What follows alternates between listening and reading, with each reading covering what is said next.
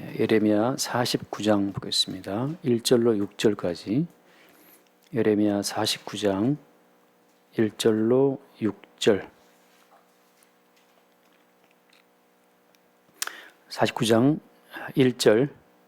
암몬 자손에 대한 말씀이라. 여호와께서 이와 같이 말씀하시되 이스라엘이 자식이 없느냐, 상속자가 없느냐, 말감이 갓을 점령하며 그 백성이 그 성읍들에 사는 것은 어찌 됨이냐. 여호와의 말씀이니라. 그러므로 보라, 날이 이르리니 내가 전쟁 소리로 암몬 자손의 립바에 들리게 할 것이라.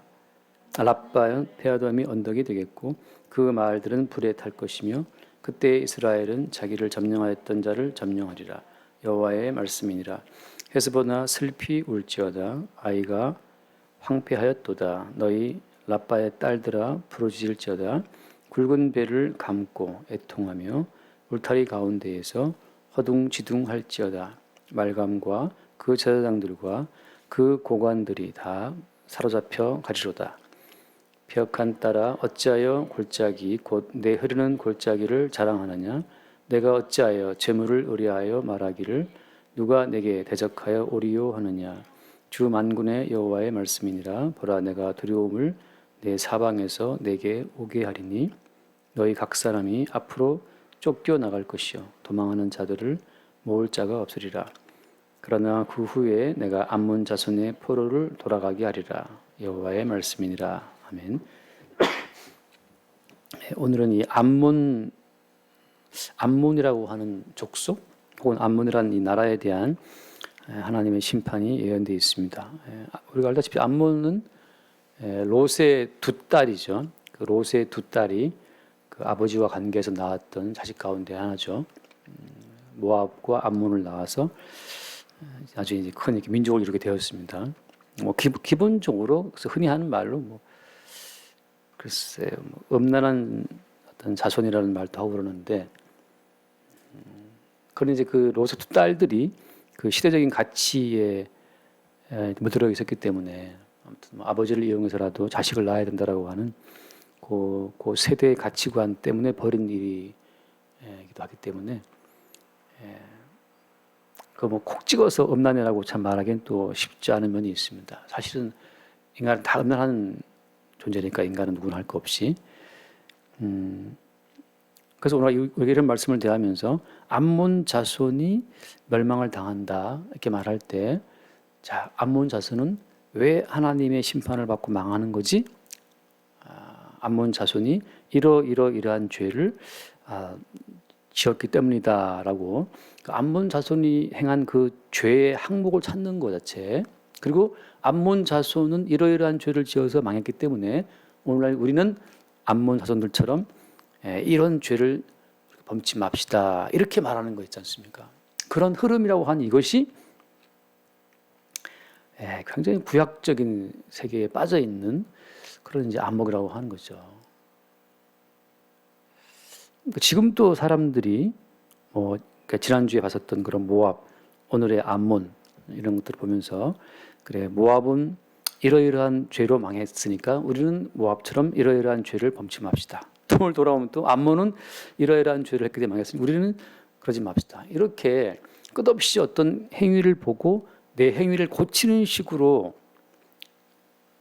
그래서 이걸 거울 삼아서 내 행위를 고치는 식으로 나가는 그것이 하나님이 기뻐하실 거라고 하는 그 마인드가, 그것이 구약적인 마인드이면과 동시에 자기의 실상을 지금 깨닫지 못하는 참 어리석은 하나의 정말 이 맹인이 말이죠. 앞이 안 보이니까 같은 장소를 뺑뺑뺑 도는 것처럼 그런 시도라고 하는 겁니다. 성경에서는 무엇을 말하기 위해서 또 암몬 자손의 멸망을 말씀하시는 겁니까? 솔직히 말하면 이스라엘 자손들이 암몬 자손이 받을 심판까지 그거 왜 알아야 되는 거예요? 동일하게 우리가 오늘날 암몬 자손이 심판받아 죽든 말든 우리가 지금 왜 이걸 보고 지금 이 귀한 시간에 이거를 얘기하고 있어야 되는 겁니까? 마찬가지죠. 지금 러시아와 우크라이나 붙었다. 그 러시아 우크라이나 전쟁이 우리 가운데 무슨 영향이 있는가를 이제 우리가 다만 예의주시할 뿐이지, 우크라이나가 망하든 말든 도대체 우리에게 무슨 큰 연관이 있습니까?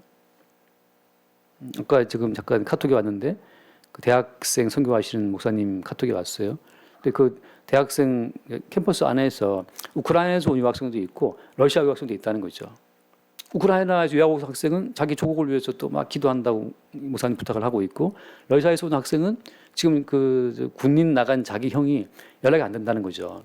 그래서 또 막 울고 있고 말이죠. 뭐 그렇게 해서 지금 그 목사님은 지금 캠퍼스에서 우크라이나 유학생과 러시아 유학생을 다 끌어안고 지금 울고 있대요. 말하자면 참 비극적인 일이죠. 근데 우리가 오늘 그런 사건들을 대하면서 도대체 우리는 그럼 뭘, 러시아와 우크라이나 전쟁을 통해서 우리는 뭘 배워야 되느냐? 뭘 배워야 되겠습니까? 암몬 자손이 망하든 말든 우리가 무슨 상관이 있냐라고 우리가 이제 물어봐야 되겠죠. 성경에서 말하고 있는 것은 어떤 걸까요? 과연 제가 처음에 드린 서두의 말씀처럼 이들의 어떤 개별적인 행위를 보고 우리는 그렇게 하지 말자, 우리의 행위를 고치는 식으로, 정말 반면 교사라고 하잖아요. 이걸 보고서 우리는 그렇게 하지 않겠다라고 하는 교훈을 얻는 것이 성경을 바르게 대하는 태도일까요? 그렇지 않다는 거예요. 성경은 뭘 말하는 겁니까? 성경은 모압이든 암몬이든 이스라엘이든 뭐 아람이든 모든 민족은 아무런 차별 없이 하나님 보시기에 멸망을 받아야 마땅하다고 하는 전체 이 모든 인간이라고 하는 종족의 실상을 지금 말해주고 있는 거예요. 로마서처럼 말하자면 모든 사람이 죄를 범하였음에 하나님 영광에 이를 자가 아무도 없다고 하는 거. 정말 아무도 없는 거죠. 제가 예전에 너무 재밌게 외웠던 그 어떤 영어 그 문장처럼 There is no one. 아무도 없다. 아무도 없어요. 누가 아무도 없습니까? 하나님 영광에 이를 자 아무도 없다. 따라서 하나님께 영광이 안 되는 모든 인간들 하나님이 다 폐기 처분하신다는 사실을, 오늘 또 반찬 하나 뭐 꺼냈는데 약간 좀 맛이 갈라 그래서 바로 꺼내라, 버려야 된다. 하나님 보시기에 모든 인간이 하나님 영광에 이를 수 없는 다 상한 반찬들처럼 하나님 영광에 이를 수 없는 다 부패한 음식이기 때문에 다 모아서 다 음식 쓰레기통에 버려야 되는 그런 어떤 종족이 아담 족속이라고 하는 겁니다. 그러니까 우리가 개별적으로 모압 족속은 이런 문제가 있고 암몬은 이런 문제가, 바벨론 이런 문제가 있고, 그러니까 개별성을 찾아 뒤져 자체가 그것이 의미가 없다는 거예요. 잠깐 말씀 하나 봅시다. 로마서 5장. 로마서 5장이 맞나? 로마서 5장 말씀 봅시다. 로마서 5장 12절 말씀 보면 5장 12절 여기 이렇게 5장 10 그러므로 한 사람으로 말미암아 죄가 세상에 들어오고 죄로 말미암아 사망이 들어왔나니 이와 같이 모든 사람이 죄를 지었으므로 사망이 모든 사람에게 이르렀느니라. 여러분, 한 사람 아담이 말이죠. 아담이 죄의 문을 열어 젖힘으로 말미암아서 그냥 죄로 말미암아 사망이 온 세상에 온 거예요. 여기에서 항상 성경에서 개별성을 성경은 무시합니다. 성경은 집단적으로 인간을 봐요. 개별적으로 그 사람 착한 사람, 그 사람은 좀 마음 따뜻한 사람, 그래서 그 자매는 너무 착한 자매야. 이렇게 우리는 개별적으로 보지만 그렇잖아요. 암몬 족속의 멸망을 지금 예언하고 있지만 암몬 족속 가운데에도 착한 아가씨가 없었겠습니까? 그죠? 암몬 족속 가운데에서도 정말 이웃을 챙겨주는 그런 사랑하는 사람이 없었겠어요? 하나님께서 인류를 바라보시는 관점이라고 하는 것은 어떤 개별성이 아니라는 거죠. 우리는 각자 개인의 가치를 주장하지만 하나님께서 우리를 바라보실 때에는 개별적으로 보시는 것이 아니고 어떻게 본다고요? 그냥 집단적으로 인간, 아담의 후손이라고 하는 걸 보죠. 저는 가끔 이제 영화나 보면 그렇게 외국 영화를 보면 흑인들 나오는데 그 흑인들이 누군지 잘 헷갈릴 때가 많지 않습니까? 우리는 그냥 시커먼 사람 흑인이라고 말을 하잖아요. 그 흑인 있잖아요. 흑인. 그게 그런 것처럼 하나님께서 우리를 바라보실 때는 그냥 아담의 족속, 아담의 후예, 그냥 죄의 어떤 갇힌 자들 그렇게 보신다고 하는 거죠. 개별성 자체를 보지 않아요. 그 뒤에 말씀 13절, 5장 13절, 로마서 5장 13절인데 죄가 율법이 있기 전에도 세상에 있었으나 율법이 없었을 때에는 죄를 죄로 여기지 아니하니라. 자, 14절, 5장 14절. 그러나 아담으로부터 모세까지 아담의 범죄와 같은 죄를 짓지 아니한 자들까지도 사망이 왕노릇하였느냐. 이 중요한 거예요. 아담과 같은 그런 범죄를 아담과 같은 범죄를 하지 않은 자들까지도 어떻습니까? 다 하나님 보시기에는 다 죄인으로 일괄적으로 일괄 판결이에요. 일괄 판결. 그래서 15절 말씀 그러나 이 은사는 그 범죄와 같지 아니하니 곧 한 사람의 범죄를 인하여 많은 사람이 죽었은즉 더욱 하나님의 은혜와 또한 한 사람 예수 그리스도의 은혜로 말미암은 선물은 많은 사람에게 넘쳤느니라. 16절 또 이 선물은 범죄한 한 사람으로 말미암은 것과 같지 아니하니 심판은 한 사람으로 말미암아 정죄에 이르렀으나 은사는 많은 범죄로 말미암아 의롭다 하심의 이름이니라. 그다음 같은 말씀입니다. 한 사람의 범죄로 말미암아 사망이 그의 한 사람을 통하여 왕노릇하였은즉 더욱 은혜와 의의 선물을 넘치게 받은 자들은 한 분 예수 그리스도를 통하여 생명 안에서 왕노릇하리로다. 그런즉 한 범죄로 많은 사람이 정죄에 이른 것 같이 한 의로운 행위로 말미암아 많은 사람이 의롭다 하심을 받아 생명에 이르렀느니라. 한 사람이 순종하지 아니함으로 많은 사람이 죄 있는 것 같이 한 사람이 순종하심으로 많은 사람이 의인이 되리라. 이 말씀이 여러분 우리에게 얼마나 자유를 주는 말씀입니까? 어떤 식의 자유를 주는 겁니까? 이제는 우리가 개별적으로 내가 너보단 좀 더 낫지 않니? 이재명 씨, 윤석열 씨, 너보단 내가 낫지. 그렇게 그 싸우는 자체가 어때? 하나님 보시기에는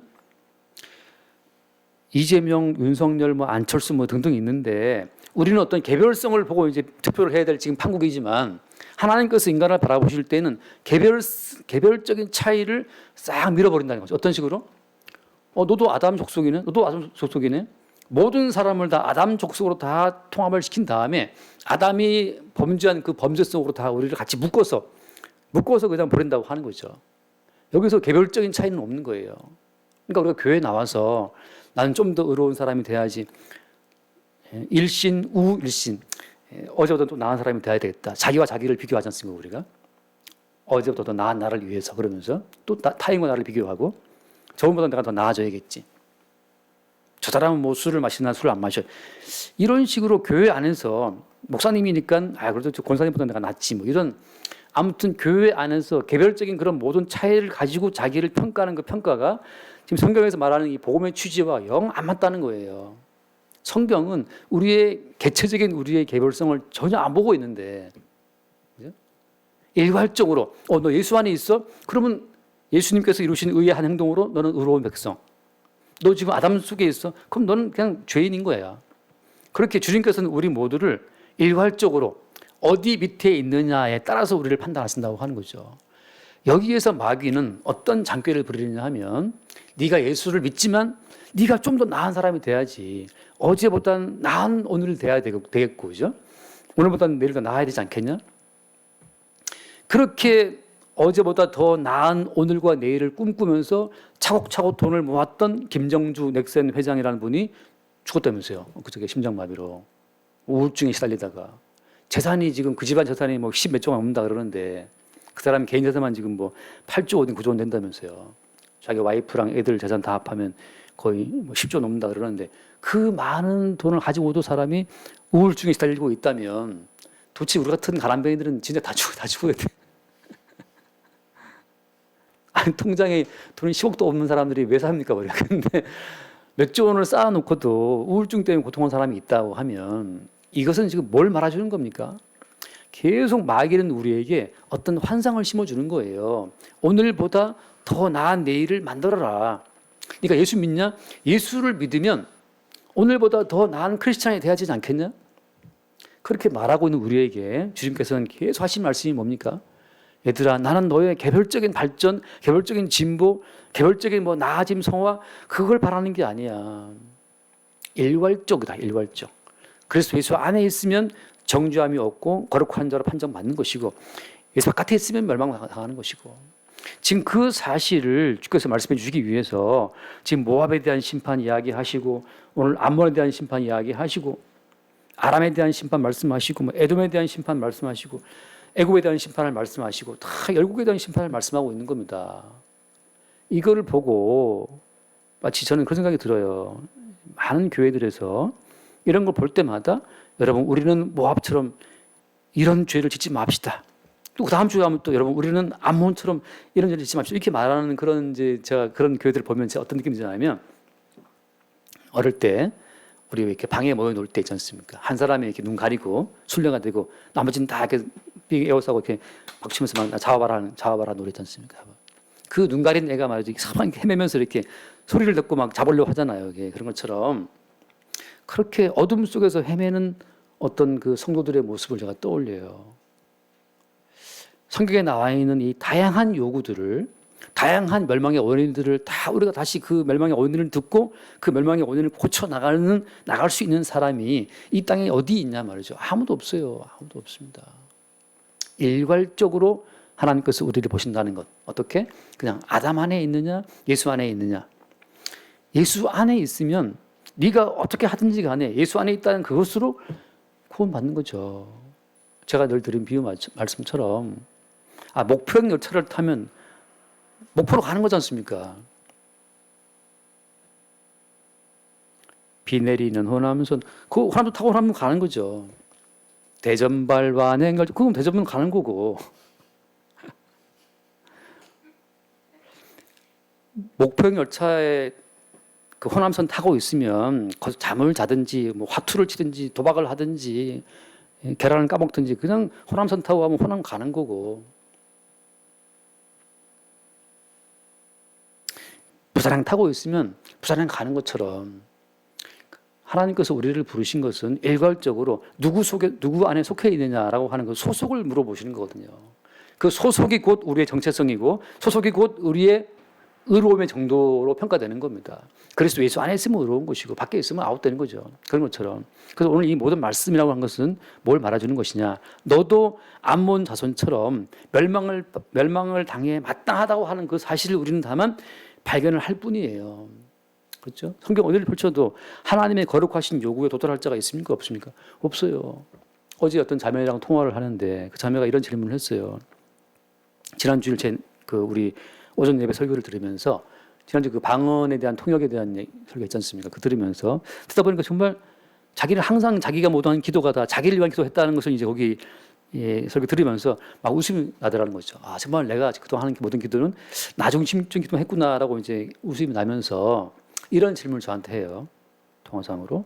그래서 성경에 보면 쉬지 말고 기도하라 그런 말씀이 있는데 어떻게 그 말씀 어떻게 된 겁니까?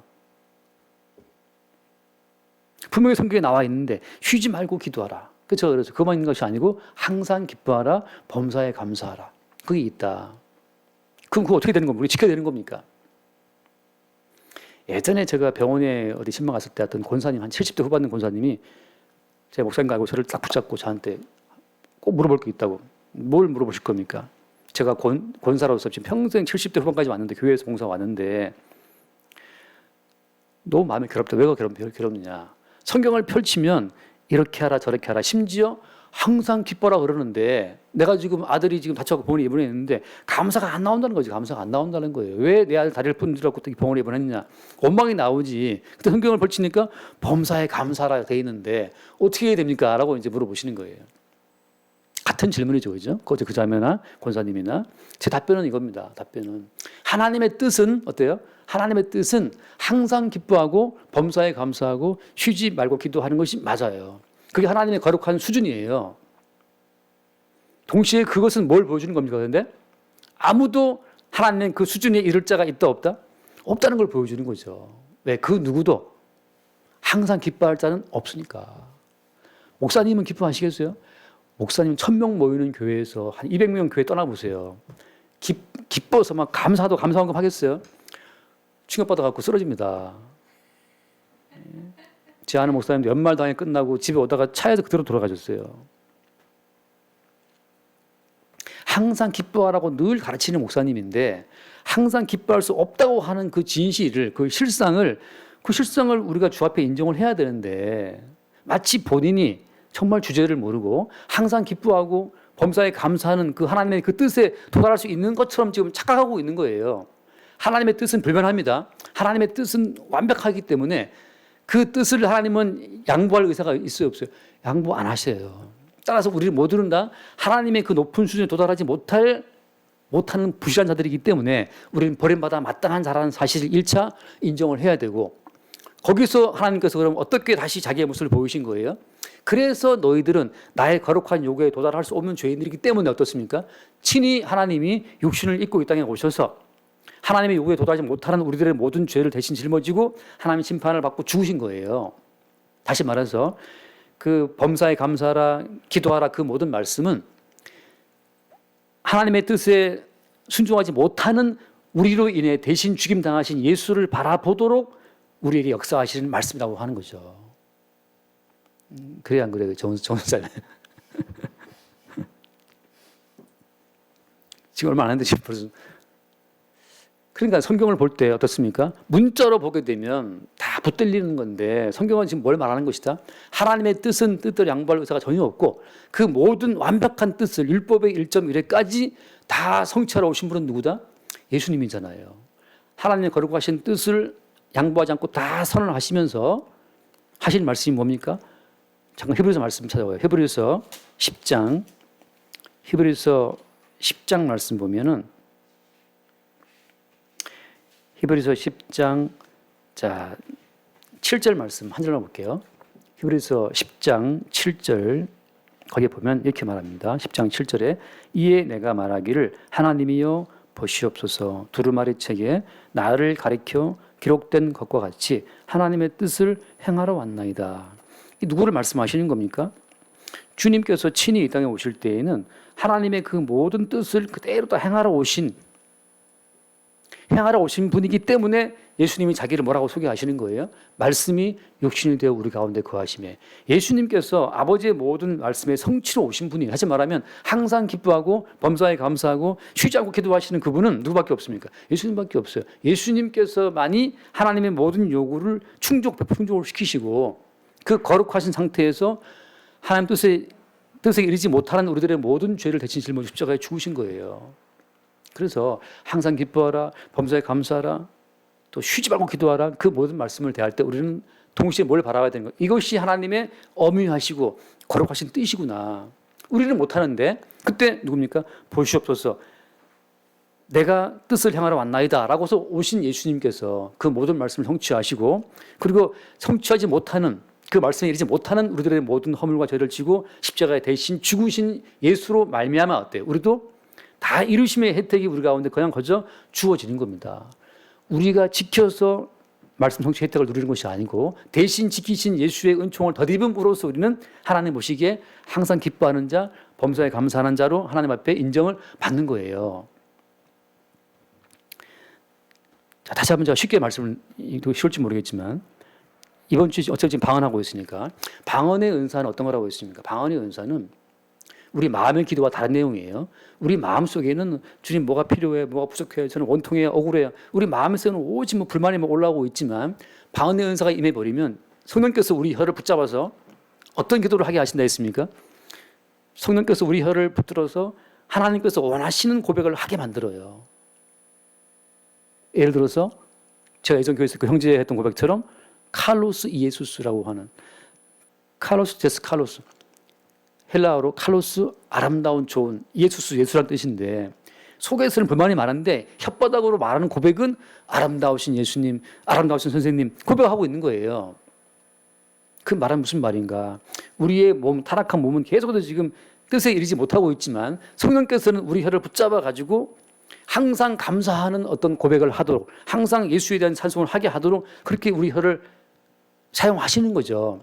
나중에 하나님이 심판하실 때 우리는 우리 죄를 알기 때문에 주님처럼 항상 불만이 많았고 오망이 많았습니다 이렇게 할 때 주님께서 야, 너 참 감사 너무 잘하더라. 제가 언제 감사했습니까?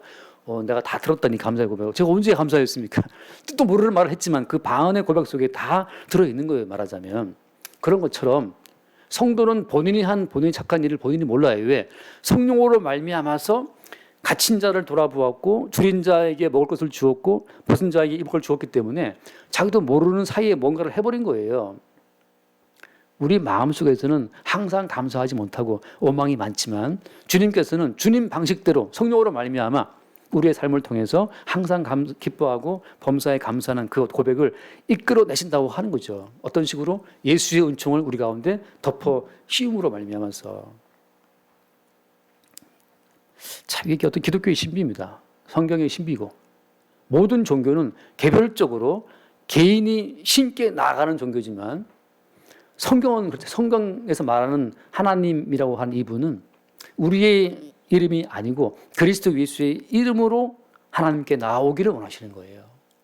우리 이름 나가면 다 죽습니다. 왜? 우리는 항상 항상 슬픔이 많고 항상 불만이 많고 범사에 감사한 것은 글쎄 뭐 부분적이고 뭔가에 뭐 불평물이 많죠. 우리가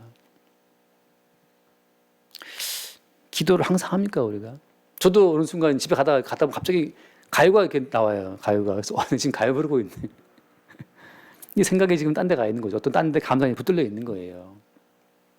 그러니까 항상 우리는 하나님 보시기에 항상 하나님 뜻의 그 요구에 미치지 못하는 죄인들이기 때문에 하나님께 요구하시는 것은 너의 이름으로 나오면 직결 처분이에요. 우리는 다.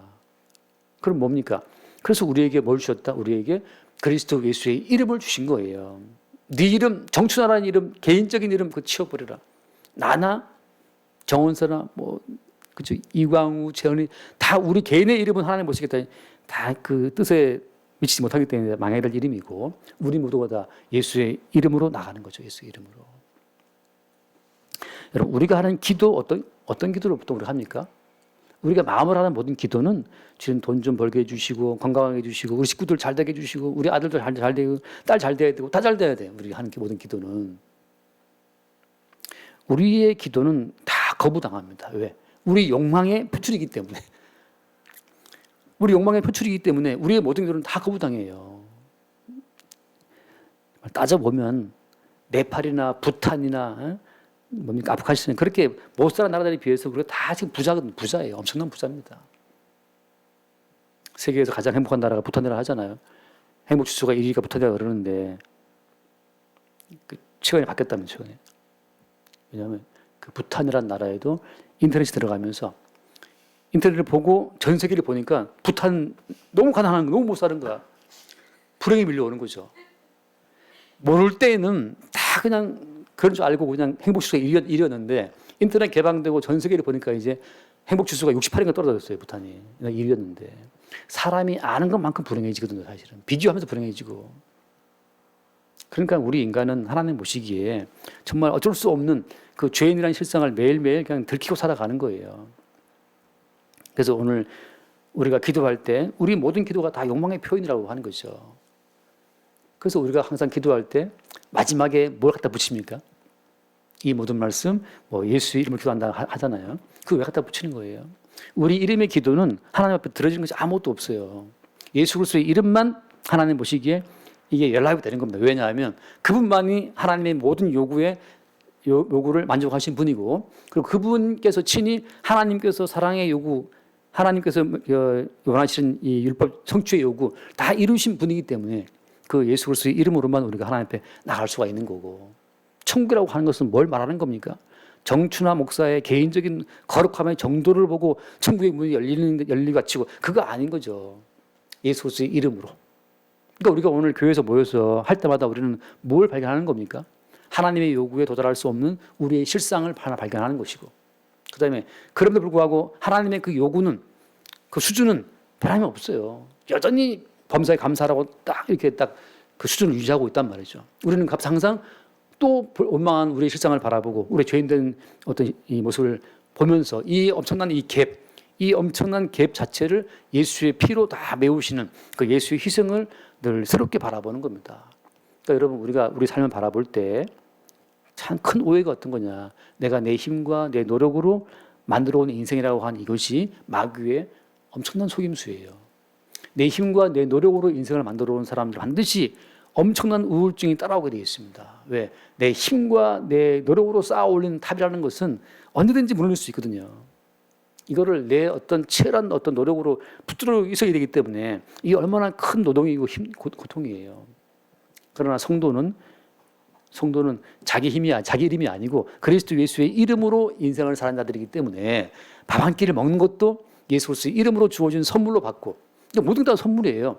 버스도 내가 버스를 만들었습니까? 내가 뭐 이명박처럼 임 대통령처럼 내가 뭐 그거 만들었어요? 그냥 타면 뭐 할인 뭐죠? 한승입니다 하고 깎아주죠. 얼마나 편해요. 모든 게 다 선물이지만 하나님이 참 그 이명박이라는 분을 동원해 가지고 서울 시내 버스를 만들어 이렇게 됐구나 하고 그것도 감사한 거고 그 무엇도 우리가 한 것이 아니고 예수 그리스도의 이름으로 주어진 선물로 받을 때 그때 감사가 있는 거죠. 자, 돌아와서 한 번 더 말씀드리면 로마서를 보면 로마서 8장 26절을 봅시다. 로마서 8장 26절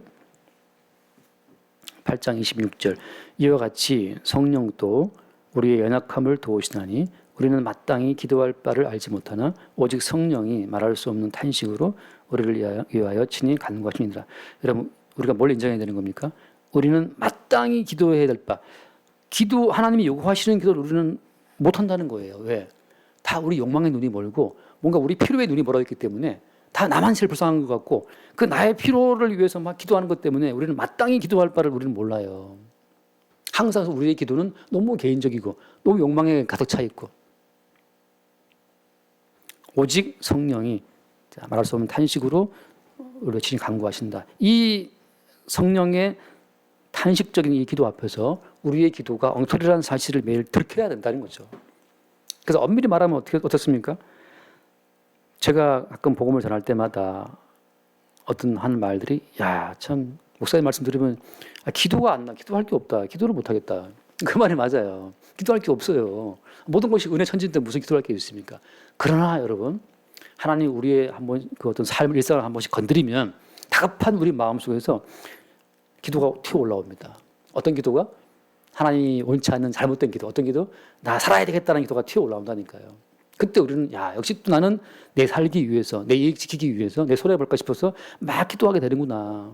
이 우상숭배의 기도를 하게 된다는 사실을 보면서 나중심적인 우리의 실상을 다시 한번 보게 되는 거죠. 그 이제 쭉 넘어가서 또 보면 거기 8장 32절을 볼까요? 8장 32절 자기 아들을 아끼지 아니하시고 우리 모든 사람을 위하여 내주시니가 어찌 그 아들과 함께 모든 것을 우리에게 주시지 아니하시겠느냐. 여러분 아들 예수를 주신 분인데 어른이 다 모든 걸 이미 주고 있다고 말씀하시는데 참 우리는 이 말씀을 잘 못 믿잖아요. 그래서 그 다음 말씀 누가 등이 하나님께서 택하신 자들을 고발하리요. 의롭다 하신 이는 하나님이시다. 왜 의롭다 하시는 겁니까? 그리스도 예수의 이름 안에서 우리를 의롭다 하시는 거예요. 그 다음 누가 정죄하리요. 죽으실 뿐 아니라 다시 살아나신 이는 그리스도 예수시니 그는 하나님 우편에 계신 자요. 그다음 뭐라고 되어 있습니까? 우리를 위하여 간구하시는 자신이라. 지금 또 어때요? 쉬지 않고 기도하시는 분은 쉬지 않고 탄식으로 기도하시는 분 성령, 쉬지 않고 기도하시는 분은 예수 그리스도. 이게 주님께서 아까 말씀하신 그 뭡니까? 쉬지 않고 기도하는 그 모든 말씀을 지금 또 하고 있는 거예요. 그분들의 기도 덕분에 우리가 지금 살고 있는 거지. 내가 하는 모든 기도는 다 나중심적인 기도, 엉터리 기도이기 때문에 지금도 아마 우크라이나 사람들은 우크라이나 성대로 기도할 것이고 러시아 사람들은 러시아 기도할 거예요. 다 기독교 나라입니다. 두 나라 다. 러시아 정교회, 우크라이나 같은 계열이고 같은 기독교 그 계통의 나라들인데 도대체 뭘 기도할까요? 정말 아까 말한 것처럼 그 목사님처럼 캠퍼스에 유학 온 대학생들이 둘이 있는데 러시아, 우크라이나 둘 다 막 눈물을 흘리고 있는데 목사님은 누구 위해서 기도할까요? 우리는 마땅히 기도할 바를 몰라요. 하나님께서 어떻게 역사를 운영하시는지 그 모든 경륜을 다 모르기 때문에 항상 우리 욕망대로 기도할 수밖에 없는데 그래서 우리의 모든 기도는 엉터리일 수밖에 없는데 하나님의 모든 뜻대로 기도하시는 그 성령의 기도와 예수님의 기도 그 기도 덕분에 지금도 우리의 모든 삶이 움직이고 있다는 사실을 우리에게 말씀해 주고 있는 겁니다. 자, 돌아와서 마칩시다. 지금 제가 딴 얘기 너무 많이 했는데 49장 그 암몬 제가 이 말씀을 왜 드리냐면 암몬이 받을 심판을 보면서 우리가 다시 또 암몬은 왜 심판받았지? 우리는 암몬처럼 하지 말자라는 그 율법적인 마인드를 제가 지적하는 거예요. 다시 말하면 그런 결론은 뭡니까? 암몬이든 모압이든 또 우리든 이스라엘이든 우리 모두는 어때요? 하나님 보시기에 심판을 받아 마땅한 그런 본질을 지니고 있는 인간이라는 사실, 하나님 앞에 설 수 없는 죄인이라는 사실을 매 순간순간 우리가 바라보도록 주께서 이 말씀을 주시는 겁니다. 너희 속에 있는 암몬의 속성 없느냐? 너희 속에 모압 속성 없어? 그걸 우리 체크받으면서 주님 저희가 바로 암몬이고 제가 바로 모압입니다. 그거 우리 주 앞에 고백하면서 이러한 죄인들을 대신해서 친히 못 박혀 죽으시고 지금도 간구하시고 기도하시는 그 예수 그리스도의 어떤 희생의 근거에서 우리의 삶이 있다는 그 사실을 다시금 발견하고 주 앞에 감사하게 되는 그 어떤 고백의 현장이 이런 예배의 시간이라고 하는 거죠. 그래서 우리가 매 순간 주의 은혜를 볼 수 있기를 바랍니다. 자, 기도합시다. 하나님 아버지 감사합니다.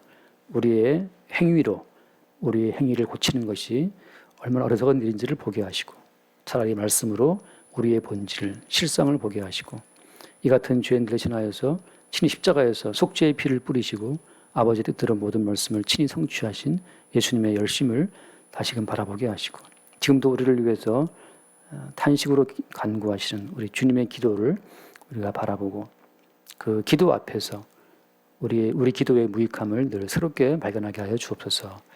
매 순간 우리의 삶이 십자가의 예수의 은총이 발견되는 복된 삶 되게 하여 주옵소서. 우리 주 예수 이름으로 기도드립니다. 아멘.